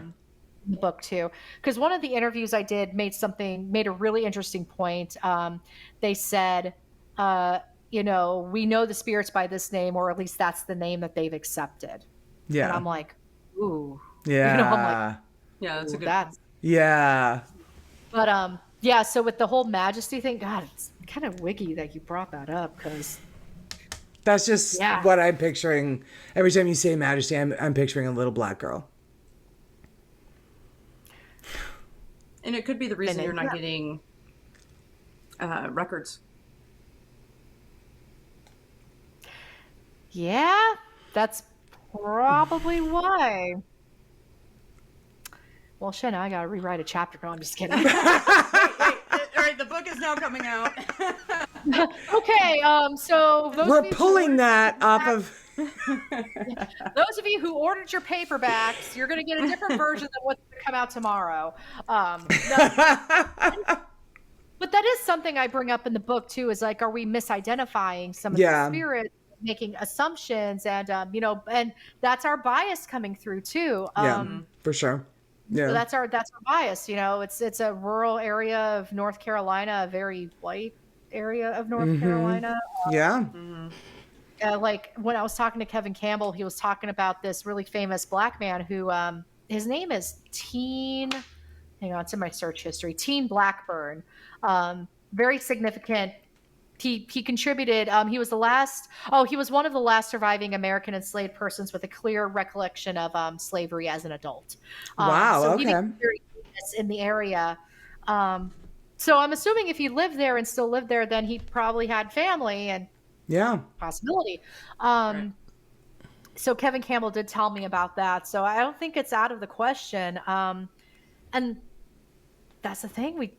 It's entirely possible. It's entirely possible that Majesty. It's wiggy that you brought that up, Carrie, because I'm sitting here like I didn't even bring up what the spirit we call Sonia. Like that's There's Majesty, there's Sonia, but we've invited Sonia to play with us too. And the medium that identified her was like, "Oh no, she's too scared to play." And I was like, "Oh no, I don't know." Yeah.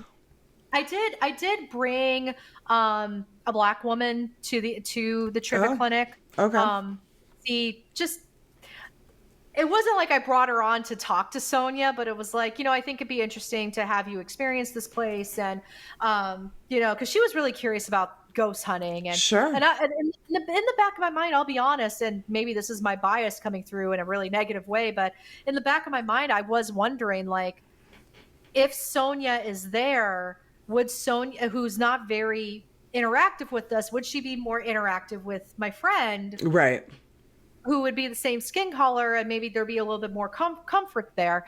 But actually, interestingly enough, the night that her name's Natasha, when Natasha came, there was nothing. We got nothing at the clinic. Really? Absolutely nothing. Huh. Now Natasha is a skeptic. That is one thing I have to know. Natasha is a skeptic, and she did come in as a skeptic. So, okay. Well, so in a way, I was wondering. Well, okay. Not saying that the ghosts of the Trivette Clinic are racist. Not implying that.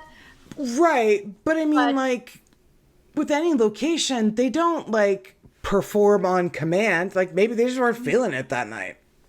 Right. That's entirely possible, too. It was like, well, this woman's coming in and she's a skeptic. If we do anything, she's not going to believe us, so why bother? Right, yeah.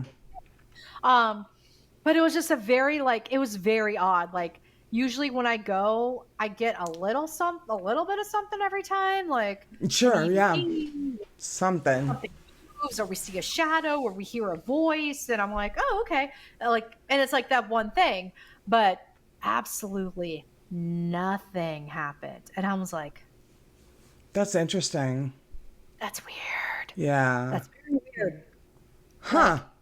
Yeah, it was very strange, because even if something happened and Natasha was able to debunk it, I was like, okay, that's cool. I need that balance. Right. So weird. And I was like, dang it, the night that I needed y'all to do something. You're quiet. I think that's quiet. Yeah. Quiet. So I don't know. Like, it was just, but then, one of my team members brought up, it's like, well, could the color of Natasha's skin have had anything to do with it? Because this was a very conservative rural town in North Carolina. Yeah. Like, could that have been a factor too? And I'm like, I don't know. Like, I don't want to think that. Like, I don't want to think that at all. But contextually and culturally, it's like we do have to consider that too. And I'm like, well, that's bull. Right, which is awful to have to consider it, but fair. Yeah, and I mean, logical. But as we were kind of doing we call our debriefs for our investigations postmortems. So when we were doing our postmortem on that, I was like, I literally bringing up all of these other possibilities, and my team member was like, not to be that guy, but like, this is Iredell, Yadkin County in the 30s. Yeah. Mm-hmm. 40s, 50s, and 60s. Needs to be said whether it's comfortable or not. Yeah.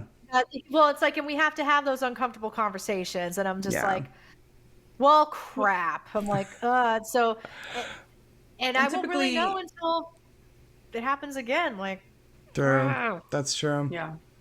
And a lot of times the African American population wouldn't be served by the same doctor. Yep. They would have had their own clinic usually. That could be a reason why. Or place, or home visits, maybe. Yeah. Because a lot of white people wouldn't have wanted to share a doctor. And that could be the reason why Sonia doesn't want to come in. Yeah, you know? That's true. Like she literally hangs out by the door and Carrie, this is, when you go too, because if more people would try to engage with Sonia, I think that would be interesting. I think. Yeah, and helpful. Yeah, for sure.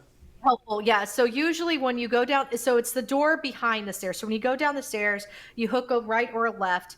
It's an area in the back of the basement with like a kitchen area. It's got a stove. That's the area she's believed to be. And like, even after our first visit, we were addressing Majesty and talking about playing tag. And I'll send you the YouTube video of it as well, because we posted it on our channel. And I said, touch one of us, let us know who's it. And you hear this very timid voice go, tag. Like, just very timid, though. Not like a 4-year-old going, tag. It's like just very like, tag. Very, I want to play, but I don't. But yeah. I don't know if I'm glad, but yeah, it's a very timid tag. Like, that was something that it wasn't a very enthusiastic tag. It was just like a tag. I don't know if I'm allowed to do this. I don't know, but yeah. So the Trivette Clinic there's so much going on, and there's so much going on every floor. Yeah. It's wild, and I mean, when you read the book, you'll see the full I picture am of it. excited. Yeah. Yeah. To dig into it. Yeah, this is going to be great. And it's one of the best sellers on Amazon right now, right? Am I wrong?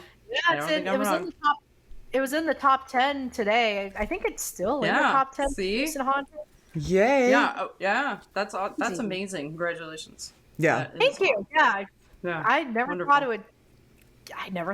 I mean, I shouldn't say I never thought it would get there, but it's one of those, like, there's so many of these books out there that I'm like, but I mean, also my brand has come up a little bit. Yeah, I'm still in the top 10 for Ghosts and Hauntings. Yay. Yeah, and then I think for Kindle, it's still in pre-order. Yeah, Is it? 25. Yeah, it's number 25 in Occult Unexplained Mysteries. Holy cow.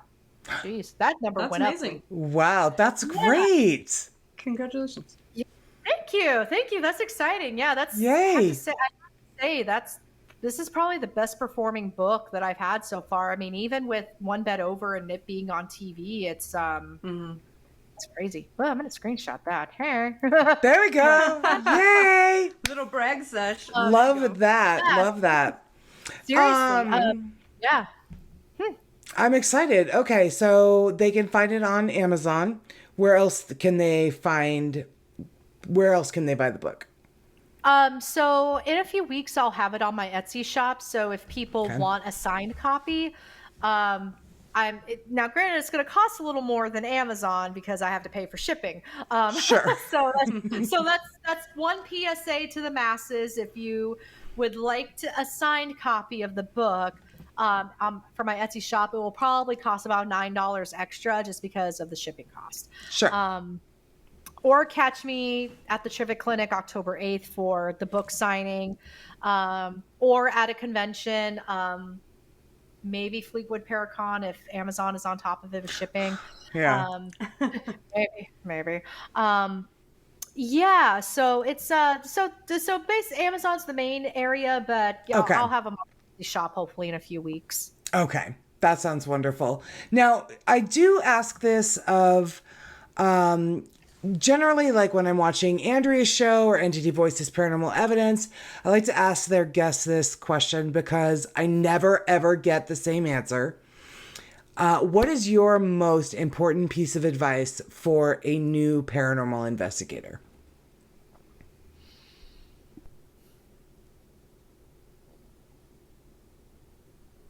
That's a good question.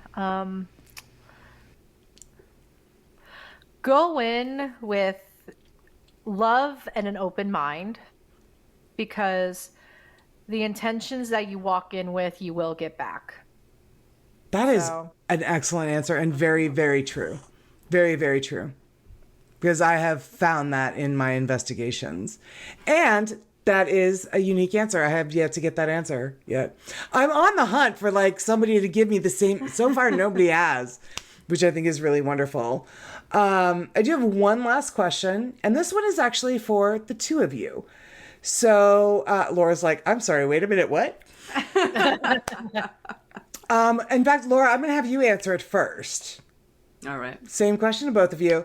So what is something that entertains you so much that is so silly you almost don't want to admit it? Like, for example, I could watch my dog Chewbacca watch a frog hop around forever. I'm just so entertained by watching my dog watch a frog. So what is something like that, Laura, that entertains you so much that's so kind of ridiculous, but yet it does entertain you, but you wouldn't really rather admit it, except for I'm going to make you admit it here on the show. There's so many stupid things that make me laugh. I mean, I don't remember if you recall my Hawaiian chicken that I brought back from Hawaii that is sitting on my desk. Oh, God. That I make honk every time that I'm having a bad day. Yeah. This is the Hawaiian chicken, all that. Oh, God, now she's going to And put it is Hawaiian chicken. the sound is like horrifically annoying and makes my dog go crazy, so I'm not going to squeak it, but I will. Ah! Like, if that's not the most hysterical thing, I don't know what is. And I love stupid shit like that. I don't know why. It just makes me laugh. And yeah. Okay. Just dumb things. Silly Little dumb things, yeah. That just remind you of... it doesn't even have, like, a good time, or for whatever reason, it just tickles your funny bone. You know what I mean? You're just like, that's the... I love, like, shit that is just beyond pale, kind of odd, ridiculous. So, I mean, I love you. So, there you go. I mean, there you go. That says it all right there. So, yeah. I like... Odd and ridiculous. Outside the norm. Thanks. There. And, cool. Yeah. And it always just kind of makes me giggle. Yep. Love it. All right. Alex, same question. Oh my gosh. Oh, my fiance's going to kill me when I say this. So watching him sleep, I know some people are like, oh, that's so romantic, but the way he sleeps, so usually he falls asleep with his hand down his pants.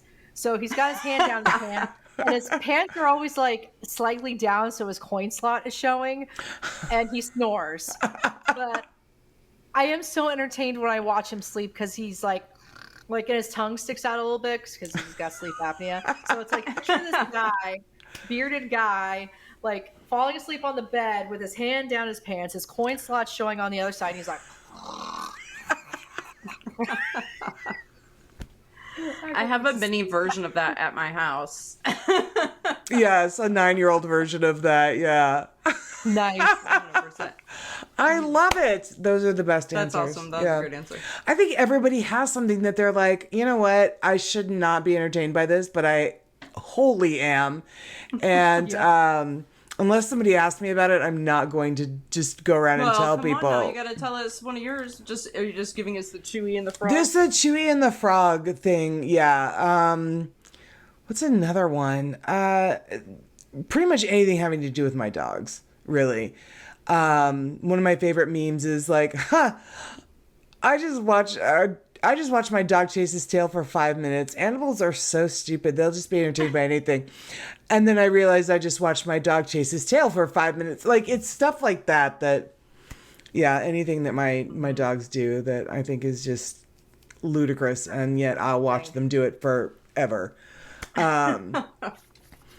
So yeah, I had to end the interview with those questions. Now, Alex, here is the opportunity that we give everybody. Go ahead and do a shameless plug.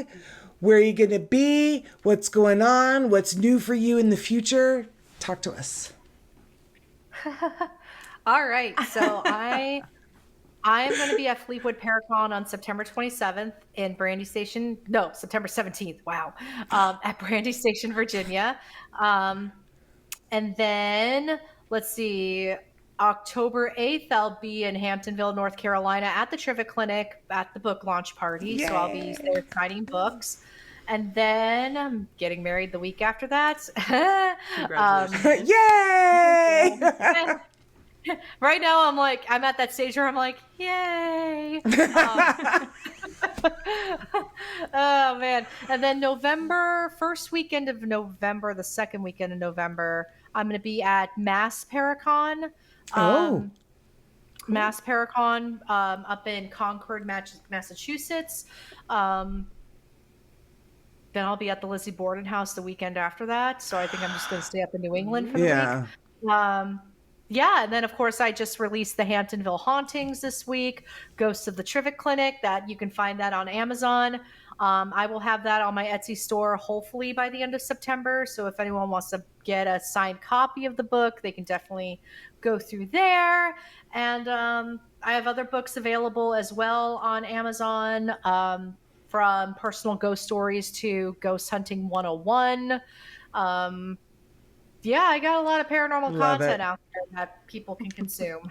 Love it, love it, love it. And where can they follow you on the social medias? Yeah, so on all the social medias, I am at The Spooky Stuff. So if you type in The Spooky Stuff, all one word, in Instagram, Twitter, Facebook, TikTok, you should be able to find me. All right. Yes, and you do want to follow her because, oh man, her TikToks are the best. They are the best. You're winning. Love them. Yes, you are winning.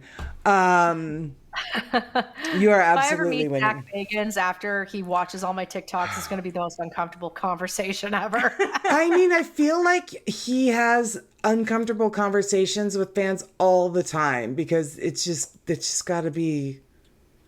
I mean, just think about the TikTok gold you can make out of that, though. Maybe you could. I mean, kind of a little tiny bit. Kind yeah, of a little bit. a little tiny bit. All right. Well, that is it for us. Alex, do you have any questions for us? No, not No? really. I don't think. Wow, that's the first time I've been asked that. Surprised me with that. Holy cow! You're like, I'm totally caught off guard. Right. If you don't, that's totally okay. Often. Yeah, I don't right now. All right, not a problem. Just message us your questions after the show. It's totally fine. Yeah. Okay, cool. Laura, well, wait a second. I have to think. you're right. I thought I stumped you with the what is the silly thing that entertains you endlessly. Laura, why don't you let everybody know where they can find us on the social medias? All right. You can find us on Instagram, Facebook, and Twitter at HOAH Podcast. And on the TikTok at HOAH Podcast, at HOAH Carrie, and at HOAH co-host Laura. Yay! All right. Well, Alex, you've been so wonderful and fun and lovely. And we hope you come back and visit us because this has been a lot of fun. Well, thanks for having me. This was a blast. I mean, gosh, I feel like we could talk for like. I know. Well, I know. And then I know. And then like the show, like where are we at right now so far? Almost 2 hours. And then we talked for an hour before we got the show going. So we could definitely do another show of this for sure. 1,000%. To that end, guys, we will see you next week with a brand new episode.